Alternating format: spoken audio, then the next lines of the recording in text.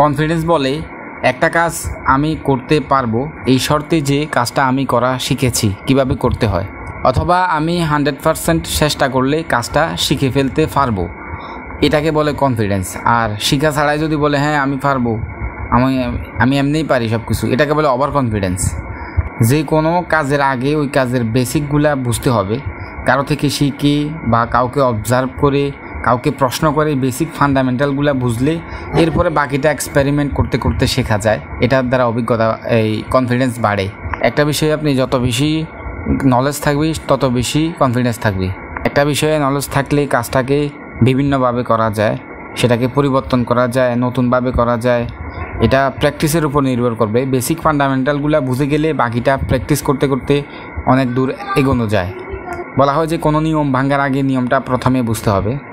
Knowledge সঠিক লোক থেকে নিতে হবে, যে বিষয়ে অভিজ্ঞ সেই বিষয়ে তার থেকে পরামর্শ নিতে হবে।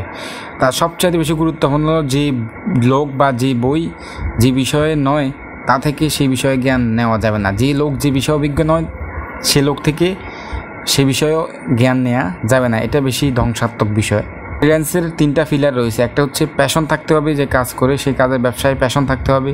প্র্যাকটিস অন রাইট ডিরেকশন, সঠিক লোক থেকে সঠিক বই থেকে জ্ঞান নিতে হবে। ধৈর্য এবং ধারাবাহিকতা থাকতে হবে। প্যাশন, প্র্যাকটিস, পেশেন্ট বা পারসিস্টেন্স, এই 4টা জিনিস খুব গুরুত্বপূর্ণ। এগুলা কনফিডেন্স বাড়ায়। অবাস্তব প্রত্যাশা কনফিডেন্স কমিয়ে ফেলে। অবাস্তব প্রত্যাশা না করে বাস্তব ভিত্তিক প্রত্যাশা করে, প্রত্যাশা যদি 0% রাখে আর কাজ যদি 100% হয়, সেখানে উন্নতি বা গ্রোথের সম্ভাবনা বেশি। বর্তমানে আমি যেমন আছি, অতীত থেকে আমার নলেজ কিছুটা অনেকটা উন্নত হয়েছে আলহামদুলিল্লাহ। ভবিষ্যতে আমি কি করতে পারি তার কোনো লিমিট নেই। যে সচেতন থাকে সে সব জায়গায় সচেতন থাকে, যে এক জায়গায় সচেতন থাকে না সে অন্য জায়গায় সচেতন থাকে না। সচেতনতা কনফিডেন্স বাড়ায়।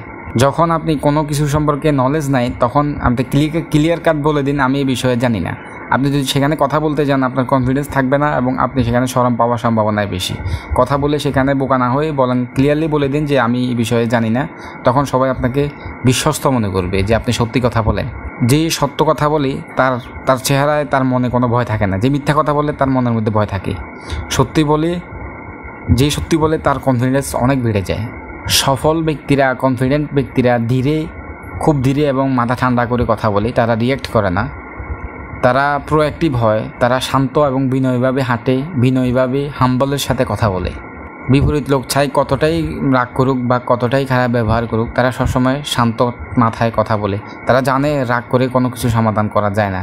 রাগ সবাই করতে পারে কিন্তু বিনয়ী সবাই হতে পারে না। যারা সফল, যারা কনফিডেন্ট তারা বিনয়ী হতে পারে। এটাই শক্তি। আপনি যদি অন্য কারো কথায় প্রভাবিত হন, আপনার ফিলিংস, আবেগ, তখন আপনার কনফিডেন্স কমে যাবে, কারণ মানুষ আপনাকে নেগেটিভ কথা বলবে। আপনি নিজের সিদ্ধান্ত নিজে নেবেন। কারো কথায় আপনার ভয় পাওয়ার দরকার নাই, রাগ হওয়ার দরকার নাই, খুশি হওয়ার দরকার নাই, দুঃখিত হওয়ার দরকার নাই। যদি আপনি তা হন তাহলে আপনার রিমোট কন্ট্রোল তাদের হাতে দিয়েছেন। তারা এবার যেভাবে ইচ্ছা সেভাবে আপনাকে ভয় লাগাবে, খুশি করবে, দুঃখ করবে। তাদের যখন ইচ্ছা আপনাকে তেমন ফিলিংস দেওয়া হবে। আপনি অন্তত আপনার কাছে এই বেসিক নলেজটা আছে, কমন সেন্সটা, যে কে আপনার ভালো চাইতেছে, কে আপনার খারাপ চাইতেছে, কোন মোটিভ থেকে, আপনার ভালো শুভাকাঙ্ক্ষী হয়ে কথা বলছে নাকি ঘৃণা থেকে আপনার প্রতি প্রতিহিংসা থেকে কথা বলছে, কে কী বলছে। আপনি এই জিনিসটা বোঝার মতো জ্ঞান আপনার রয়েছে। আপনি এটা পরীক্ষা করে দেখতে পারেন। আপনি এটা বুঝবেন। এটা দিনের আলোর মতো আপনার কাছে ক্লিয়ার হয়ে যাবে যদি আপনি ভালো করে শুনেন। ভালো কিছু কাজ করতে পারলে নিজের প্রশংসা করুন, এবং কোনো কাজ যদি আপনি না করে থাকেন বা আপনার অলস থাকেন তাহলে আপনি নিজের নিন্দা, নিজের কঠোর সমালোচনা করবেন। অন্য কোনো মানুষকে এই ক্ষমতাটা দেবেন না, তাহলে আপনি কনফিডেন্ট থাকতে পারবেন না। যখনই অন্যরা মতামত দেওয়ার জন্য চলে আসবে তখন আপনি বলবেন মুঝে কোই ফারাক নেই পড়তা, আমার কিছু যায় আসে না। Don't take stress. বারবার দোহরাতে থাকবেন, বারবার এটা পুনরাবৃত্তি, রিপিটেশন করবেন। যেই বিষয়ে আপনার যত বেশি নলেজ থাকবে সেই বিষয়ে আপনি তত বেশি কনফিডেন্ট থাকবেন। যে বিষয় নিয়ে আপনার প্ল্যান থাকবে, বিকল্প প্ল্যান থাকবে, সেই বিষয়ে আপনি তত বেশি কনফিডেন্টলি কাজ করবেন। আপনার কনফিডেন্ট কাজ করবে আপনার চেহারা এবং বডির মধ্যে। প্রস্তুতি বা প্রিপারেশন এবং প্ল্যান এগুলা কনফিডেন্ট অনেক বাড়িয়ে দেয়। যখনই আপনি সচেতনভাবে দেখবেন যে আপনার ভিতরে নেগেটিভ সেলফ টক চলছে, তখনই সাথে সাথে তাকে পজিটিভ সেলফ টক দ্বারা রিপ্লেস করে বলে দেন be confident, be confident, be confident বারবার বলতে থাকবে। প্রতিদিন মস্তিষ্ক বিরক্ত হয় এমন কাজ করার দ্বারা নিজের প্রতি কনফিডেন্ট বাড়ে। কনফিডেন্স আসে কাজ করার দ্বারা, অভিজ্ঞতার দ্বারা।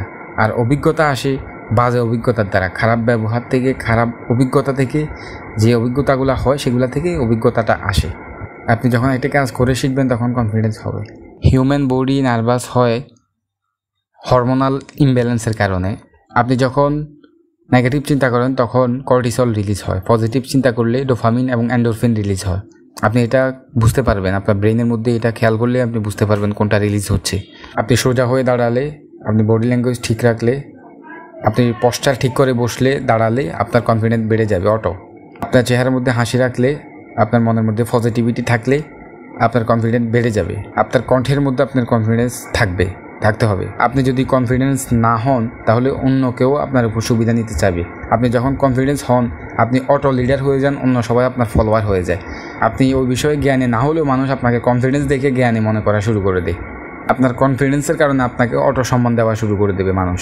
কিন্তু আপনি যদি কনফিডেন্স না হন তাহলে অন্য লোকেরা আপনাকে পাত্তা দেবে না। আপনার নিজের দাম নিজেকেই আদায় করে নিতে হবে, কেউ আপনাকে দাম দেওয়ার জন্য বসে নেই। যখনই একটু শাই ফিল হবে, যখনই একটু নেগেটিভ ফিল হবে তখন সাথে সাথে বলবে কনফিডেন্ট হয়ে যাও, বি কনফিডেন্ট। এটা বলতে থাকবে, বারবার রেপিটেশন করবে। এটা সমালোচনা যদি কনস্ট্রাকটিভ হয় তাহলে তা থেকে শিখে নাও, আর যদি সমালোচনা বেকার হয় তাহলে তাকে অ্যাভয়েড করে, পাত্তা দিও না। পোশাক, বডি ল্যাঙ্গুয়েজ, তারপরে ক্লিন হওয়া, গ্রুমিং হওয়া, এগুলো কনফিডেন্স বাড়ায়। তুমি হারার চিন্তাও করিও না, জিতার চিন্তা করি না। তুমি কাজ করে যাও, কাজের দিকে তোমার মনোযোগ দাও, প্রসেসের দিকে দাও। রেজাল্ট কী হবে 100% তুমি যদি চেষ্টা দিতে পারো, সেখানে রেজাল্ট ভালো হোক বা খারাপ সেটা কিছু যায় আসে না। অন্তত তুমি 100% দেওয়া তো শিখছো। কথা বলার সময় ওয়ার্ডগুলা খুব পজিটিভ ওয়ার্ড ইউজ করবে, চিন্তা করে ওয়ার্ড ইউজ করবে, কারণ আওয়ার ওয়ার্ডস ক্রিয়েট আওয়ার ইমোশন। কনফিডেন্ট লোকেরা সবসময় হাসি মুখে কথা বলে, শান্ত হয়ে কথা বলে।